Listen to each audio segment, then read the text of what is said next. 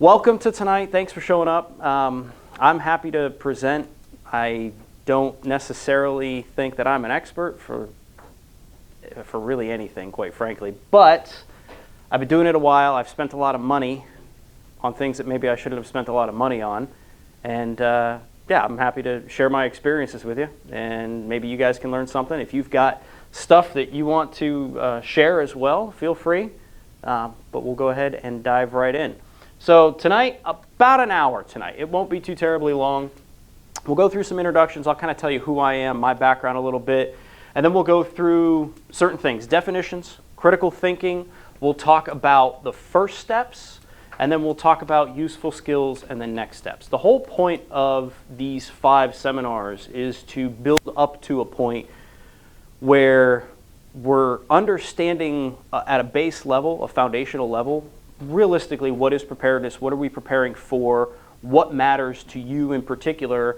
And then build on it from there. Now, there are some things that are just going to be universal, no matter what you're preparing for, in my opinion.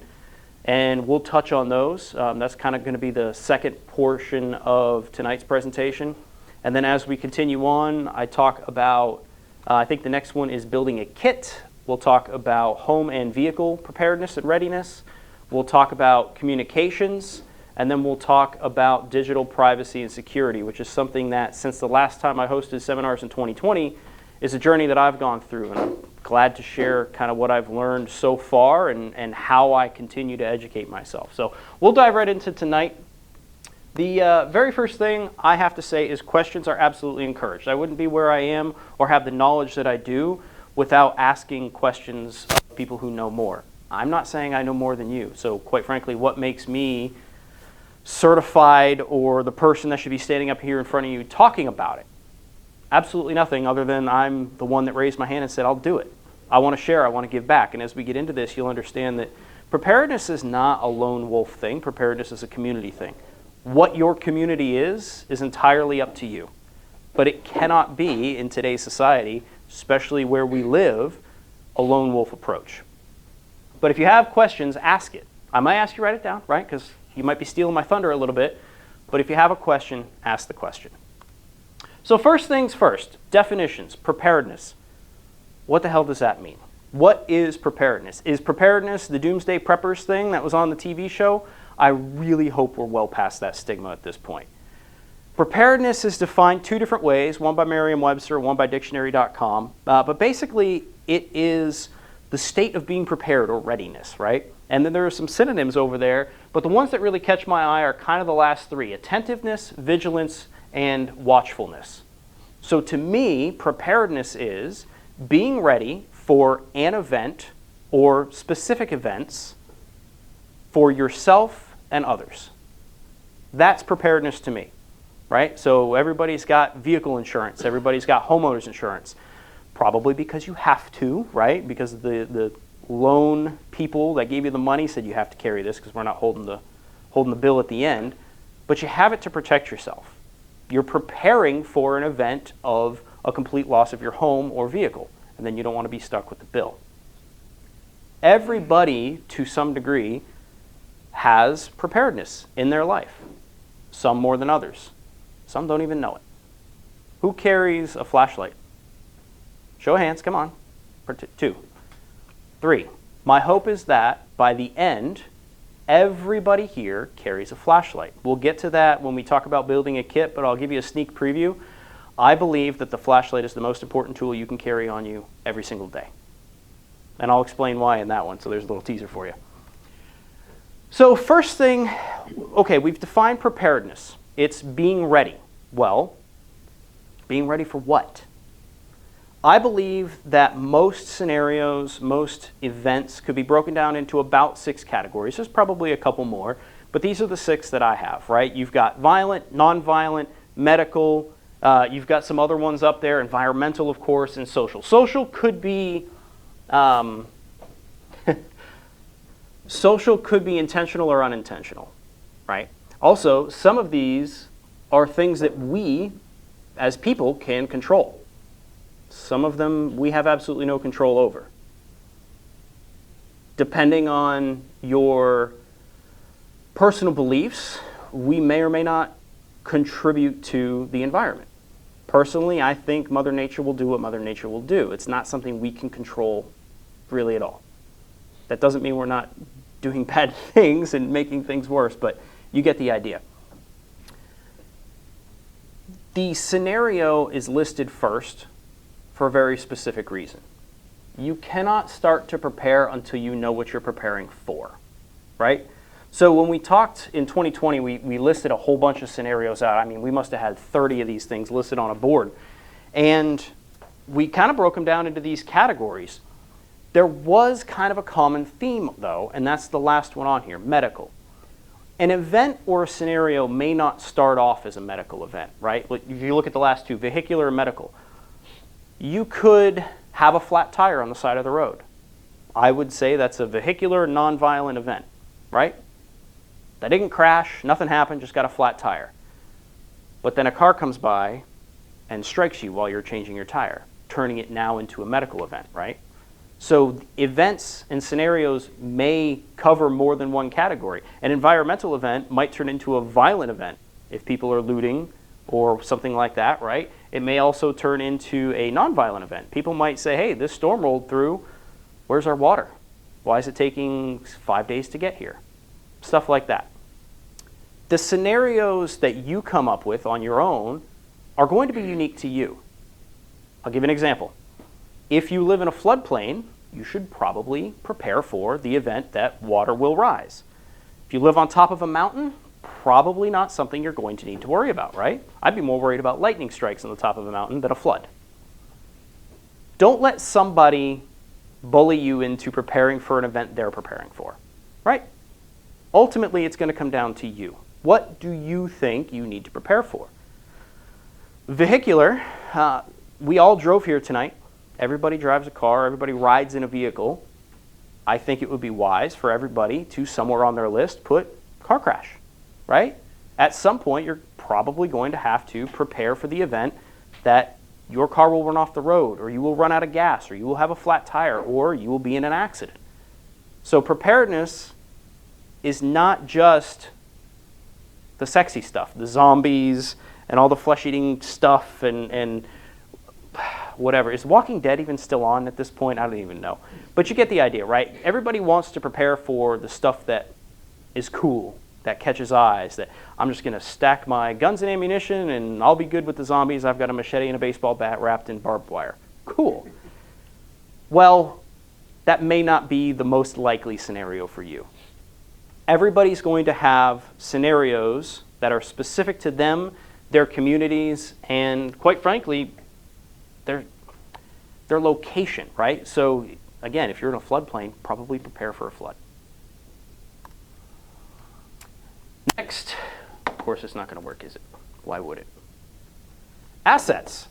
So you've identified what your scenario is, or scenarios are. Now it's time to take stock of what you have already that you could use as an asset. I've listed some here, right? Loved ones, i.e. a network of some kind. It could be family, friends, neighbors, like-minded individuals within a prepper group or something like that. Great. Network is awesome to have. Physical fitness and physical health, those are two different things. You could be physically healthy. You go to the doctor, green light, but you can't walk a mile. Those are two independent things, and I'd encourage you to think of those as such. Your mental health status. Do you have the mental fortitude to take action in an event? People don't like to think about that. People like to think, I'm going to rise to the occasion. Maybe. We all will want to think we will. But the reality is, you see that in scenarios. You watch something on the news, and somebody's filming something with their phone, and then there's bystanders that are just in complete shock, frozen. We don't want to be those people, but we may end up being those people. Medical needs, right? Hey, I'm insulin dependent, but guess what? I have a 90-day supply of insulin. Fantastic. That's an asset for you. Realistically, if something happens and you get cut off from the outside, a road washes out, in theory, you'd be okay for a few months, right? Skills and education. Huge assets. Absolutely huge assets. Knowing how to fix something, knowing how to do something, knowing what to do given a certain event, that's big. And having the skills to do it right is even better. especially when it comes to medical, because, and I'll say this again later on, in medical, sometimes bad treatment can be worse than no treatment at all. So, chronologically, what comes next after assets? Liabilities. Notice that list didn't change, just the headline changed. Why? Why? Well, very simple. If your loved ones are say, hey, if something pops off, I'm coming to your house, well, guess what? Your 30 meals just turned into 15 or 10 or 5. You're going to burn through your resources much faster if they are not also prepared to the same degree. That includes pets, because I don't know about you, my pets are like family. They are family. I'm not going to off a pet just to have a meal or to save a meal. Physical fitness, again, it can be a huge asset. It can also be a massive liability. Physical health, mental health, right? We talked about that. Medical needs, again, that 90-day supply of insulin is fantastic until you lose power. Then what? Right? And then skills and education. Maybe you grew up in the city your whole life and you have wonderful street smarts and you're incredibly resourceful in finding things, but you have no idea what to do with them when you find them. Right? So all of the assets from before can also be liabilities. Or conversely, you have the skills, you have the education, but you also have a massive ego and you hurt yourself doing something. Right? We're all guilty of it. So, we've identified scenario, talked about assets, talked about liabilities. So, what's next? Well, kind of what we just talked about. At some point, you are going to have to sit down with whoever you care about, whoever you want to help prepare for, and brainstorm scenarios. Realistically, what is something that we need to make sure we are prepared for as a family, as individuals? Maybe the family's far apart. Do you have a plan to get back together, right? What scenario would prevent you from communicating with each other or something? Brainstorm the scenarios. From there, you need to research and educate yourself on those scenarios, right? If your thing is tornadoes, research how tornadoes work. Research possible warning signs of something coming in. What do you do in the event of a tornado? Learn all you can about it, right? Going back to the flood, if you live in a floodplain, research and educate yourself. How many here right now know whether or not their house is located in a floodplain? Show of hands, whether you know. It doesn't have to be, but whether you know or not for a fact. Good show of hands. Awesome. For those of you who are, when was the last time it flooded? How high did it go? What's the record? What's the likelihood? What's the average?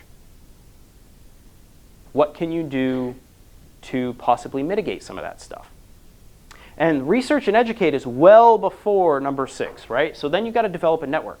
Whatever that network is, the network can just be, hey, it's me, my wife, and my child. That's fine. A network can be larger. It could be, hey, it's my family and group and our immediate neighbors.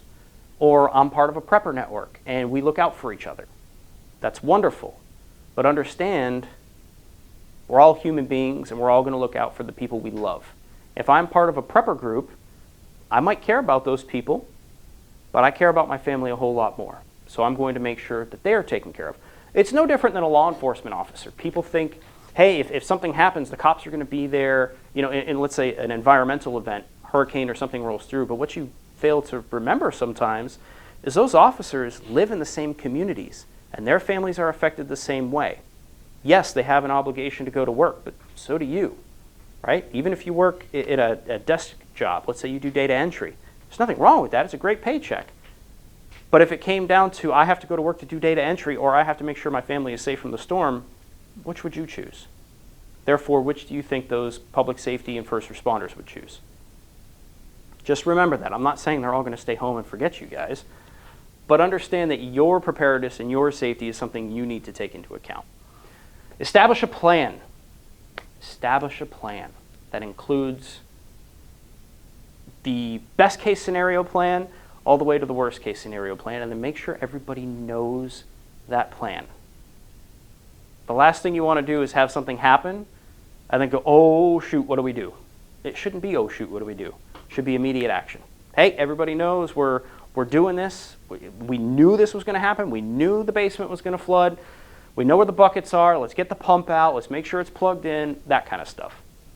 And then learn the skills. Learn the skills that you need to have for those scenarios or events, right? Hey, if you think, I'm very likely to get a flat tire, learn how to change a tire. Learn how to plug a tire, stuff like that.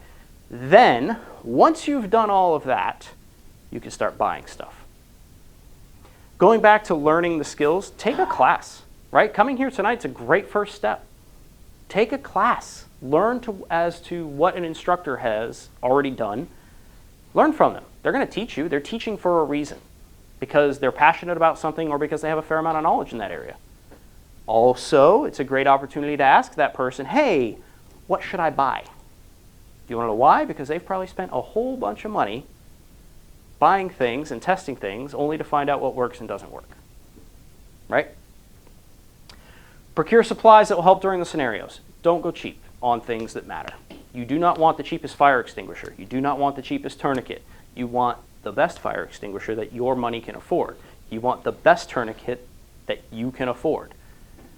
Don't cheap out on things where it really matters. Make sense? All right, that was the foundational part. Understanding what, who, why, learning, educating. Now we're going to talk about skills. First aid and medical. This is number one for a reason. This is a skill I believe everybody should have a very basic understanding of. Why? Well, because as we talked about before, most events or scenarios will probably have a medical component to it. Even if it's just, I twisted my ankle coming in. Who's seen the movie Day After Tomorrow? There's a scene in that where the girl goes back to help a family in a car and she cuts her leg. And that wound becomes infected. And then she's dealing with sepsis, right?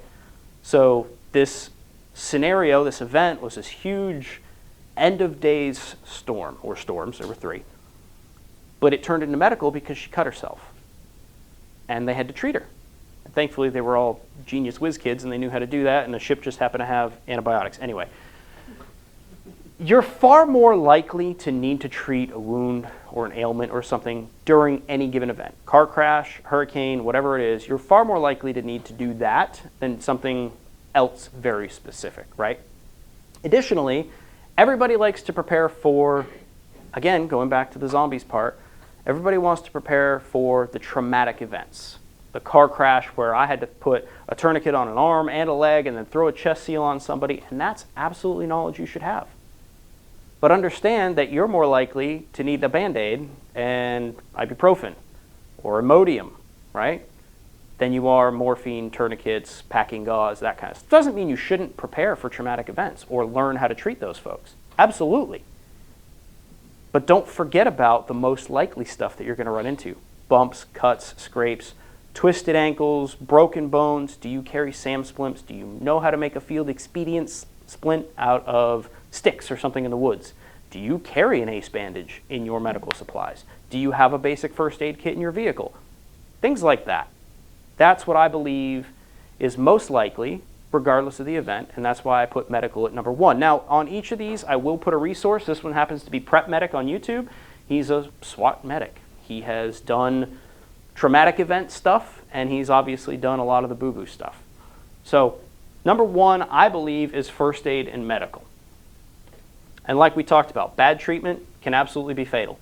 If you come upon a car accident and somebody's unconscious, should you move them? No, because they might have a spinal cord injury and you could agitate that. Now, if car's on fire, I would argue pull them away from that. If they're going to die because they're staying in the car, yes, of course, get them out.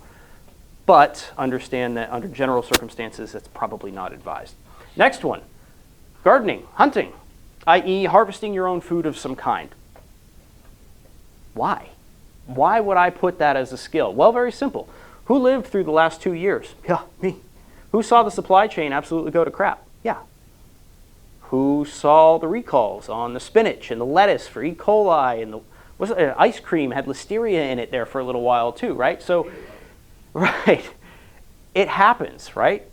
So if you can grow and harvest your own food, that helps to lessen the likelihood that you will be affected by those things.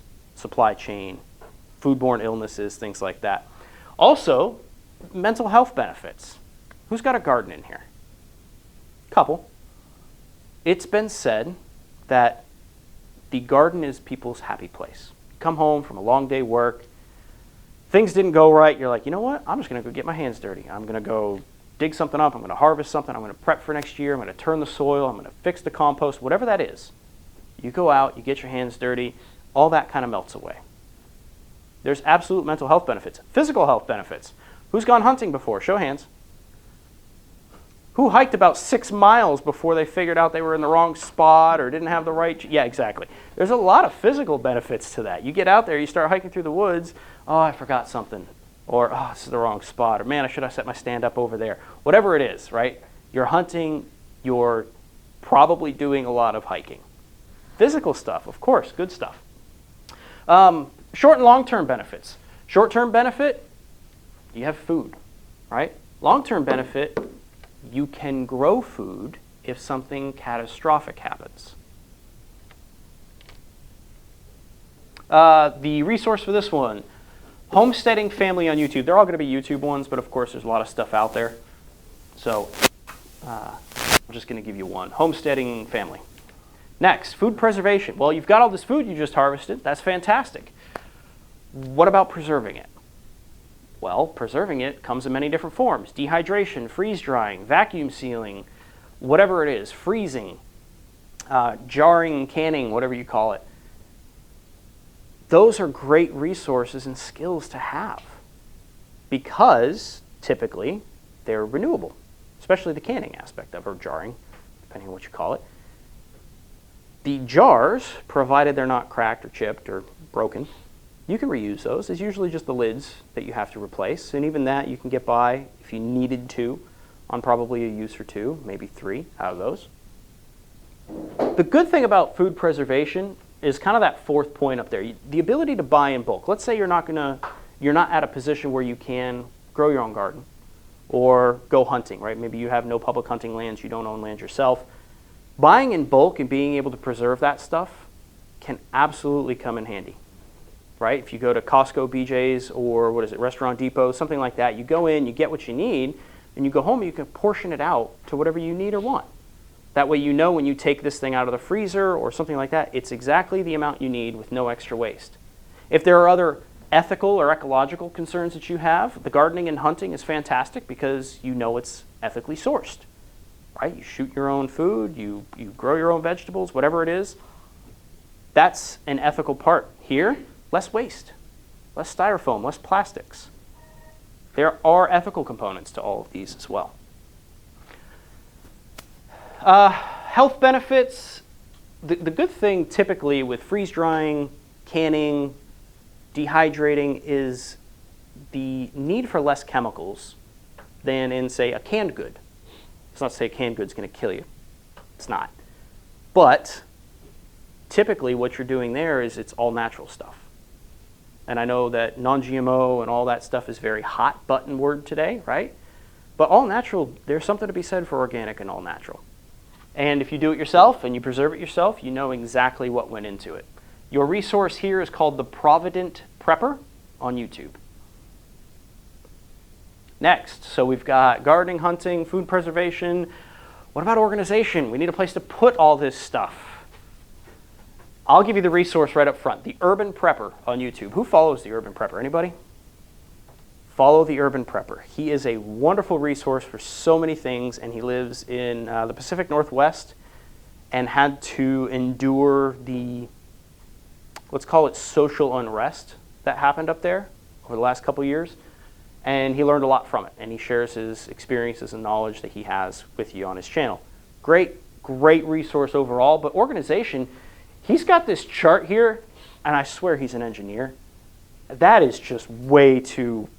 Listen, I like my Excel spreadsheets and my charts, but that is on a whole nother level.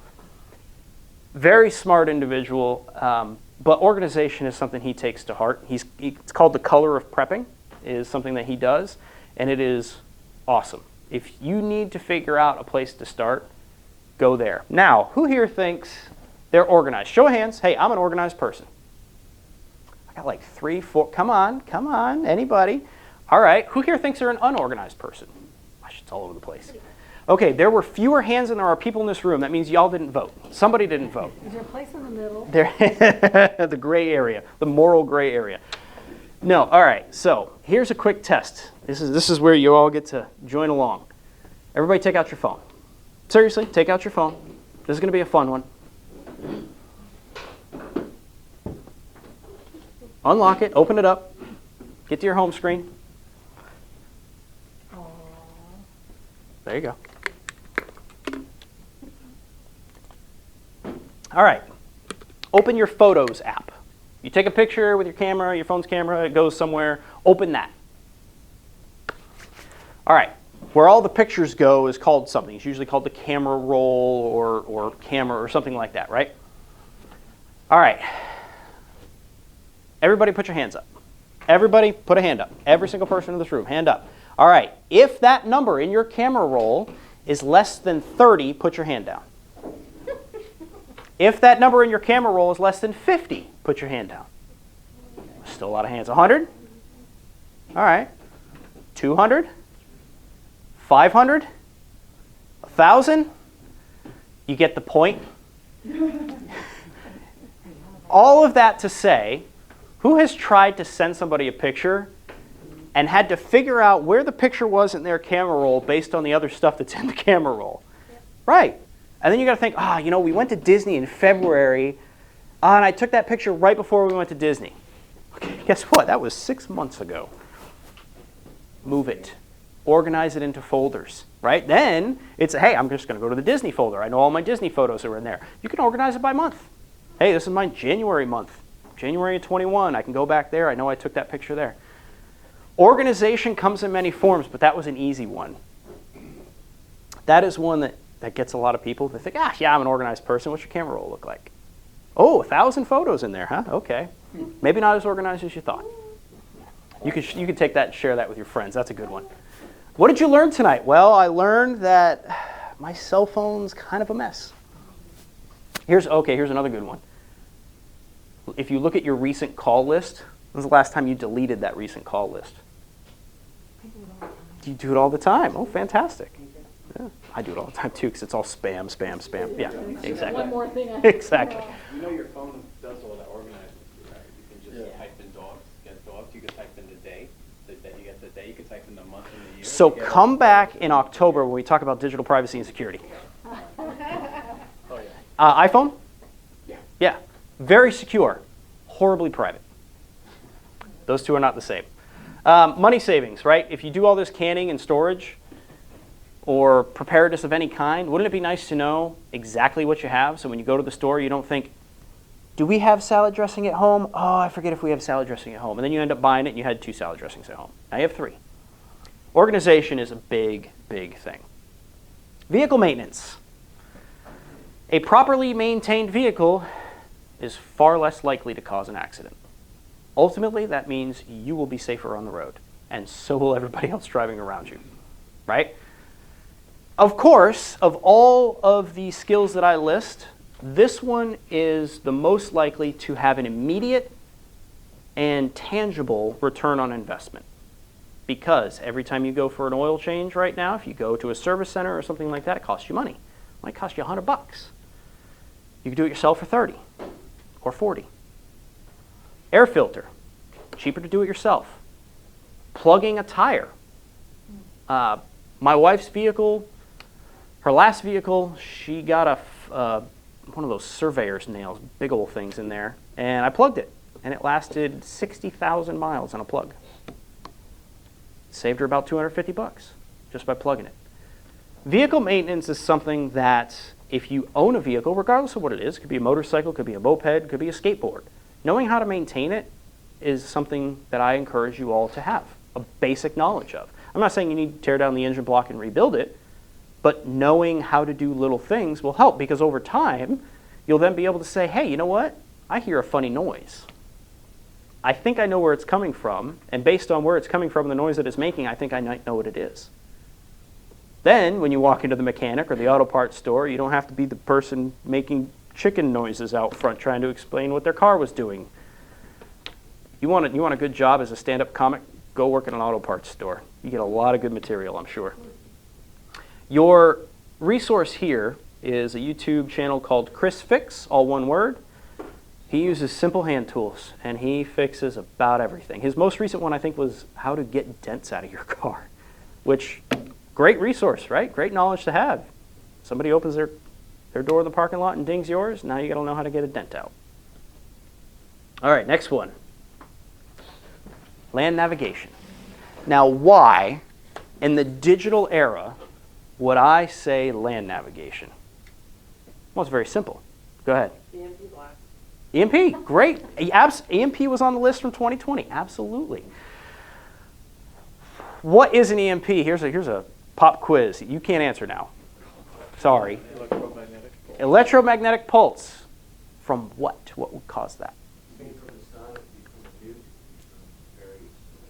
Sun? Nuclear? Absolutely. What about a blown up transformer? That'll put out some EMP. Everything is hardened. Well, I say everything is hardened. Very few things are actually hardened, but things are protected to varying degrees. So a blown up transformer next door, probably not going to really cause any damage until you go look for that cheaply made product, electronic product, and it doesn't turn on anymore. Could be because of that. Land navigation is extremely important in my opinion because let's say you could have the best mapping software in the world and your phone has perfect service and your car has a wonderful GPS signal, but the road you just drove up to is washed out. Guess what your phone is trying to tell you to do? Guess what your car is trying to tell you to do? Go into danger. First of all, open your eyes. Don't drive into the ocean because your GPS told you to. How do you get around that? Your cell phone, your mapping software probably won't help you in that situation. But having a basic understanding of, I need to go north. Where is north? Oh, it's there. Okay, well, I'll just find a road that heads that direction. Or being able to read a topographical map and saying, hey, this river that just took out this bridge or whatever, road, this creek, probably took out other stuff downstream, might have taken out other stuff upstream. I need to stay on the high ground. I need to know how to read a topographical map. Land navigation is important. I know everybody relies on the phone, and I know I absolutely do it too. But next time you go on a trip, try planning it with just paper maps. Who owns a paper map? A current paper map. Yeah, a little going on back there, yep. They change, roads change. 485 got closed. Whose paper map shows that, right? So try to keep current with that. You can print them offline if you really want to do that. Laminate the 8x10 piece of paper. That's rudimentary. Waterproof enough, right? But Rand McNally, they make some good stuff. Go out, find a map, get a compass, understand what to do. Your resource here is a YouTube channel called Stoker-Matic, all one word. Cool resource, very interesting how he approaches it, but it's something that I think everyone should have a basic understanding of. I'm not saying you're going to go off and do mining in the West and you're going to come back a rich person because of your land navigation ability, but it would be nice to get home when you need to get home or to help somebody else in need if they don't know where they are, that kind of stuff. All right, here's an abstract one. Lock picking. At some point, you're going to come to a locked door or a locked gate. And in an emergency situation, wouldn't it be nice to know how to open that? Who knows how to lock pick? 2, 3, 4. Cool. When's the last time you did it? Practicing at home. What's that? 2 days ago. You new to it? No, okay. Is that what you do for a living? Oh, okay. There you go. What kind of locks? Usually deadbolt, but if I'm like my family will swap out the deadbolt, not taken. So I swapped out the deadbolt with my mother and father's front door and then picked it every time I go home. Yeah. So here's a fun thing. I learned the skill of lock picking. It was one of my many things that I learned once everything shut down in 2020. And I said, you know, I got this master lock, goof around with that. And my buddy was like, yeah, master locks, you can knock it open with a shoe, go do your front door. Okay. I'll go try my front door. I've been doing it for like a week, and I opened my own front door. And it was at that point that I realized I should probably replace my deadbolt and the knob because it was the same key.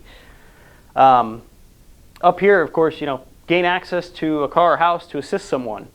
Case in point, that summer, 2020, neighbor locked herself out, her and her granddaughter. It's like 96 degrees outside. She locked herself out of the house. She said, last time I called the lockpick guy, whatever, she said it cost him $75, took him 3 minutes. I said, I've got this thing, I can help you. And I was able to get her back into her house, which showed her that, hey, I can be a resource, but also that she should probably maybe replace those deadlocks and also maybe keep a key outside or something like that, right? Lock picking is a skill that goes beyond just the creeping through alleys and back of the restaurant in the middle of the night, right? Being able to bypass security measures, whether it be locks or something else like that, is something that is a skill that could be very useful, right? Especially if covert is the name of the game. Now, I'll give you another resource. The one up here is Lockpicking Lawyer on YouTube. Fantastic resource to learn how to do things. He actually also makes and sells his own kits too. Lockpicking Lawyer on YouTube, but I'll give you another one. Deviant Olam, O-L-L-A-M. Deviant Olam, you can web search his name, you can search it on YouTube, you just do a regular web search. He tells some pretty wild stories. He owns his own business. I believe it's his own business. And he basically gets paid by Fortune 500 companies, come test our security measures. And he's got some interesting stories that are both entertaining and informational. Because if you think, okay, I'll pose this question. How would you be able to access basically anywhere? Anybody have any ideas? What would you have to do to basically be able to access anything or any building without anybody questioning you? Law enforcement? Okay. Look like you know what you're doing. Look like you know what you're doing? Maintenance? Maintenance? How about a hard hat, a high-vis vest, and a clipboard? You see those people all the time, right? Don't ask questions because they look official. They look like they know what they're doing. They look, maybe not law enforcement, but they might look... Right, exactly. He tells a good story about how he posed as an elevator repairman and shut an entire elevator down for about an hour while his buddy, because he forgot something, had to go back out to the vehicle to get the thing to come back in. He just shut the elevator down. Yeah. Deviant Olam, O-L-L-A-M. You just search him on YouTube. He's done a lot of interviews, podcasts, things like that. Great resource, incredibly entertaining, really cool personality. But the cool thing that he says, right? So he says, look, why would I pick a lock if I could just open it? And there are a handful of keys out there that will open basically every lock. There's master keys that you can buy on Amazon today, right now. I've got a set in my backpack for exactly that reason. If I come across something and the door's locked, or it's a filing cabinet or something and I just need access to it for some reason, I can do it because I've got a master key. And there's a handful of master keys that open a lot of things. He also shows you how to bypass those door things where you got to punch in a number or push a button and talk to somebody. He shows you how to bypass those quickly. It's incredible. Fantastic resource. Fantastic resource. All right, next one that I am very passionate about. Amateur radio. I've been an amateur radio operator now for a few years, and I am constantly learning of new and different and cool ways to communicate using my radio. When I first got into it, I thought my mental image of ham radio, amateur radio, was an old guy in a basement over a dimly lit desk with headphones on, smoking a cigarette, copying Morse code. That was literally my mental image of it. But now that I'm in it, and now that I've experienced it and I've done it, I know that it is so much more than that. It's not World War II-esque anymore. You use your computer. You can interface your computer with your radio now. It's really neat. Question? Why? Why amateur radio? Communication without power. And I don't mean power at your home. I mean power at the cell tower. Because when you make a cell phone call, I'll let you in on a secret. It's a radio. There's actually 3 radios in your cell phone. One to talk, one for Wi-Fi, one for Bluetooth. They're radios. They just run on different frequencies. You are actually in radio, you just don't know you're in radio. So when the cell tower goes down, because power's been out for a while and the generators they have that back it up, 24 hours is gone, no power, how are you going to communicate? How do you call for help?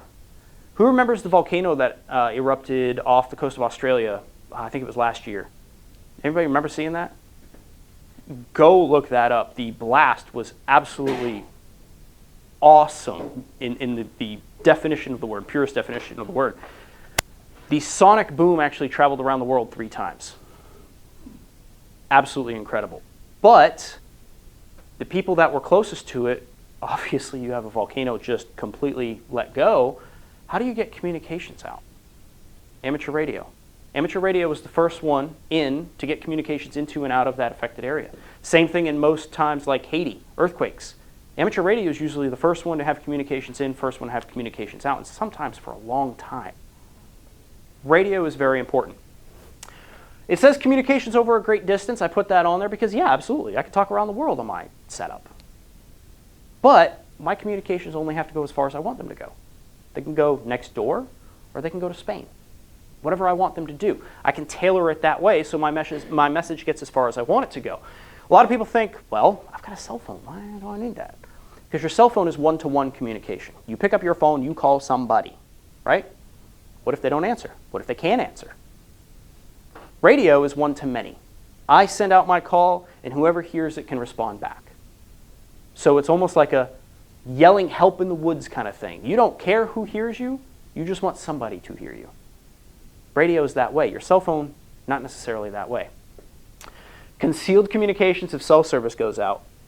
With the radio that I carry with me every day, I could walk around and you'd think I was listening to music by the way I can have it set up. Now, I might be listening to a police scanner or communications for the fire department or emergency services, and I know that in a scenario, a disaster scenario, I know where places are to avoid, and I'm getting real-time information in my ear, and you think I might be listening to music. Look at this oblivious guy, right? It absolutely can be helpful. There are web-based communications for cross-world conversations, right? So you absolutely can connect your radios to the internet now. You might think, listen, dude, that's cool, but I got a cell phone. I didn't tell you the best part. I didn't put it up there. It's all free. Yeah, of course, the actual equipment costs money to buy, but a radio that can communicate around the world costs less than the MSRP of the cell phone in your pocket. And I don't have to pay anybody to do it. Now you might think, I could send a text message. People don't charge for text messages anymore. I can send an email. Emails are free. No. Because you're paying your cell phone provider permission to access their network. Right? You're paying your internet service provider for your computer at home permission to access their server so you can go on and read your messages. So yeah, it might not cost you anything in the sense that your email provider charges you for every email or your cell phone provider charges you for every text message, but you're paying for that communication. You're paying for the right to communicate, or the privilege to communicate in that case. My radio doesn't charge me anything. It's all out there. And it's happening right now. Educational resource, ham radio crash course on YouTube. You want to start somewhere, start there, and the algorithms will generate a whole bunch of stuff for you. All right, so order of priority, and this is my opinion. Of the 8 that I talked about, here's my order of priority. Medical, number 1. Vehicle maintenance, number 2. Organization, amateur radio, and lockpicking. Or you can substitute security bypass in place of lockpick, right? Why? Why would I have these? Well, it's specific to what I want. It's specific to what I believe are the most likely scenarios that I'm planning for. So what 3 didn't make my cut that I talked about? Anybody remember? Gardening, hunting. Food preservation. This is a test of who was writing notes, basically. What's that? Land navigation. So why, if I listed 8 and I didn't give them to you in this order, why would I not list those 3 on mine? Because you already have food and all the other stuff, and you're not planning on going anywhere. Could be. Those skills you get on the other 3. On the what? You could pick up the other 3 with those skills. Okay, yeah. Could basically pick up the other 3, right? You're forgetting about the network aspect of this, right? They might not be high on my list, but there might be somebody in my network who it's their number 1, 2, and 3. Right?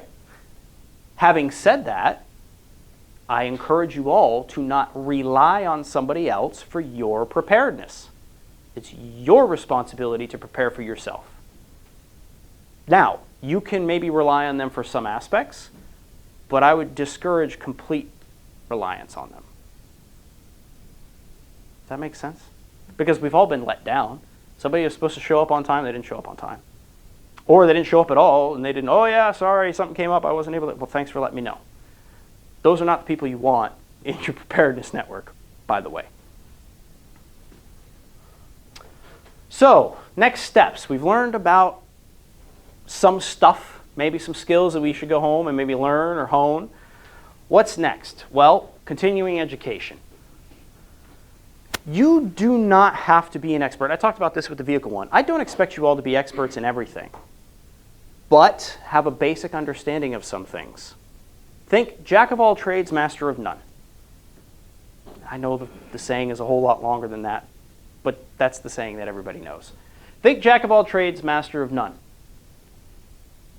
MacGyver, right? He wasn't a rocket scientist. He was entertaining to watch. And the Mythbusters proved absolutely not true, but it was fun, right? He knew a little bit about a lot of different things. Enough to be dangerous, I like to say. There are so many educational resources available now, whether it be through books, reading materials, YouTube, seminars, things like that, classes. I encourage every single person to trust but verify, and that includes anything that comes out of my mouth. Trust but verify. You can trust me, that's fine. Verify yourself. Use the scientific method, right? Hypothesis and whatever the other thing is. Right. Try things yourself. Now, if I tell you, listen, don't buy the cheapest tourniquet, that one, I would say you can verify by buying the cheapest tourniquet and then just put it around a log and give it a few twists and you'll find out why I don't recommend buying the cheapest tourniquet, right? Trust, but verify. Nothing beats hands-on training. Sitting in this classroom tonight is a big thing, right? Just showing up is a big thing. But hands-on, nothing can beat that. I can tell you how to safely operate a firearm, but if you've never done it before, it's all going to go over your head. I can teach you and talk about how to operate an amateur radio. But without actually having done it, if I let you loose in the wild, you're probably not going to be able to do it. Hands-on training is extremely important. And understand that everything is perishable. When was the last time you rode a bicycle? Not to say you couldn't ride one now, right? But it might take you 5 minutes. You come back from a long vacation. You've been on a cruise or something, and you get in your car at the parking lot and you go to drive home. First 5 minutes, like, oh, this is weird. My seat's in the wrong position. It just feels off, right? Everything is perishable to varying degrees. So practice what you can when you can. Take a paper map out. Plan a trip. Try that. That was pretty good. I only got about 10 minutes left for questions. I'm almost never on time a salesperson by nature, so I talk a lot. So I'm almost never within my time limit. But I think I did pretty good. You're hot. It is warm. It is very warm in here. I got to figure out that AC. I got a question. Yes. So medical is your top priority. What's your medical kit look like? Which one? Basic one. A basic one? You can buy a standard first aid kit on Amazon. I think I bought a $20 one on Amazon that just had Band-Aids. I think it had burn gel in it, some Neosporin, little rip open, one-use things, had some gloves, but I immediately added to it. I added certain things that I thought were basic necessities for my situation. I added a tourniquet that would work on a pet or a child, which, by the way, not every tourniquet will work on a child. So if you have children, grandchildren that are very young with very small diameter limbs, or pets with very small diameter limbs, consider doing a little bit of research on that. I also put in Israeli bandages. I put in some clotting gauze, that kind of stuff. I add things to the kits that I get. I try not to just buy off the shelf and good enough. I go through it, I learn it, I add to it. But I carry first aid and I carry trauma, and they're two separate kits. First aid kit's usually pretty big. Trauma, usually much smaller, very much more streamlined. Because if you're treating something on the side of the road, let's say, the idea is you're just got to keep the blood in their body until paramedics arrive, and they're going to do what they do, what they're trained to do, right? First aid, again, over-the-counter medicines are something that I add to every single kit that I get, because there's very few things in life that are as uncomfortable as diarrhea in the airport. I agree. That answer your question? Yeah.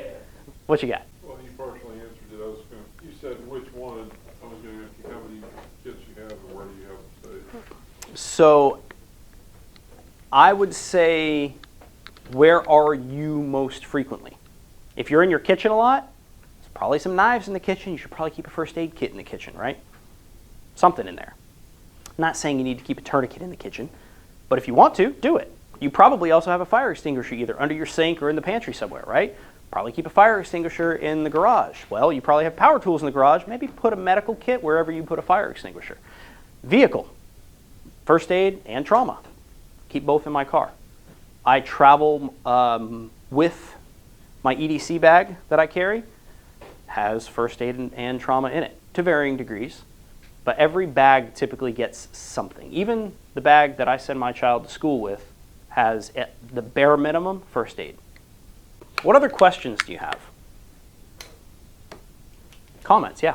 I thought that was a good presentation at the ground level, and I'm sure you're going to get into the communication stuff, ham radio, but in the meantime, do you think there's one good starter radio for somebody that's looking to get some of the ham stuff? Okay, great question.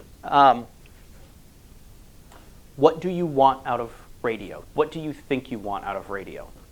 Well, it's like you said, it's one-to-many type thing, so it's an emergency situation. I've got the small handheld Bayo fangs. I think everybody probably has some of those. Mm-hmm.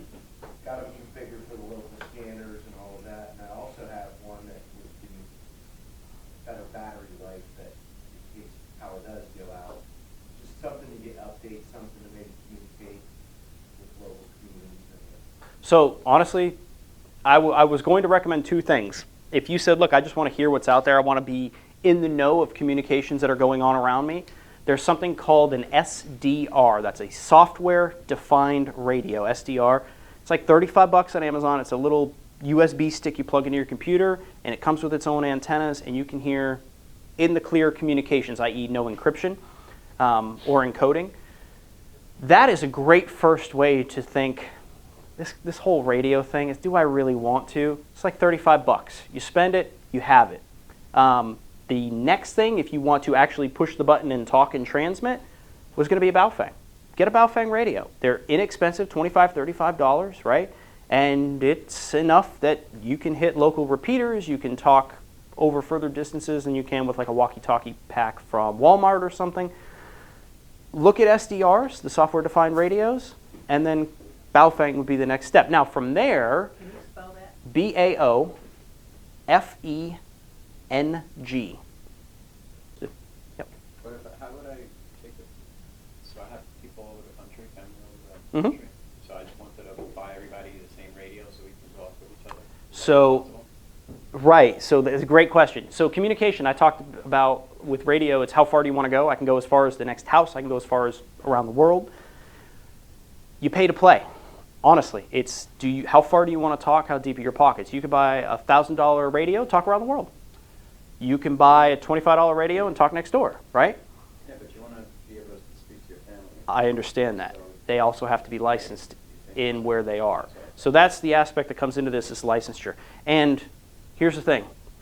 In an emergency situation where you're protecting life or property, you are allowed to use any communications that are available to you to seek help. It is not illegal to do that. But If I brought out my radio right now and handed it to anybody in this room and said, call for help on the local repeater, who the hell's going to know how to do that? Right? Or if somebody handed you some high-end technical medical instrument and said, I need you to measure some word that I can't even spell, never mind pronounce, you won't be able to do it because you don't have practice with it. So everybody says, well, in an emergency, I'm not going to need a license. That's true. But how do you practice so that in an emergency you're effective? You get licensed. It's just what you do. I didn't say I liked it, and now it costs money to do it, but it's $35. So after the bow thing? Yep. What was your next step? Depends. Do you want to go digital radio or do you want to stay analog radio? Do you want to talk around the world or do you want to talk next county? It all comes down to what you want to do with radio. Yeah. How far do you want to go? Because then you got to figure, it's kind of like Ford and Chevy, right? Hey, I'm a Ford guy, I'll never own a Chevy. That's cool. You might be an ICOM guy and hate Yaesu, or other way around. Or maybe you're like, you know what, Kenwood's where it's at. That's basically Cadillac at that point. It comes down to what you want to do with radio. You have to have an understanding of your end goal, kind of like what we talked about before, right? Brainstorm, understand, learn, procure, take training, then buy. Buy is the last step. So learn maybe what you want to do. There are local ham clubs that you can go and just be a part of what we call field day event. Just happened in June. Winter field days at the end of the year. But you can go to a meeting and just say, hey, Parks on the Air. Who's going to do a Parks on the Air activation? Can I come along and ask questions and learn and just kind of watch you do that? People love doing that. Yep. What other questions or comments? Specific stuff? Yeah? Yeah, I think one of the most overlooked things is fire. So just for those who didn't hear him, and it is absolutely worth repeating, fire safety. Have a fire safety plan for your home at the very least with a meeting place, designated meeting place, so you're not trying to communicate during the event, and practice it at least once a year. Everybody remembers back in school we had fire drills that were twice a year sometimes, 3 times a year, and they were annoying, but you got out of class, unless it was raining, and then it wasn't fun. But it was necessary. When was the last time anybody here did a fire drill? The meeting place is very important because if somebody doesn't show up to the meeting place, the assumption is they're in the burning house. Right. And if they haven't tried to make it and you don't have a meeting place, you might be running into a burning house trying to find them and they're safe from the back somewhere. Exactly. So that's really an So having a meeting place is incredibly important. That's why when you go to some places, you have to sign in. It's so they know who's in the building. Sign in, sign out. That way if something happens, we know to come looking for you in the bathroom or something, right? Any other comments, questions? I'm going to stick around for a little while, obviously pack things up. Feel free to come up and ask questions. The next seminar is in 2 weeks, and we will be going over, I believe it's kit building. Different types of kits, how to build them, things that I've learned along my journey. Awesome, thanks a lot. Good deal. Well, thank you for coming out.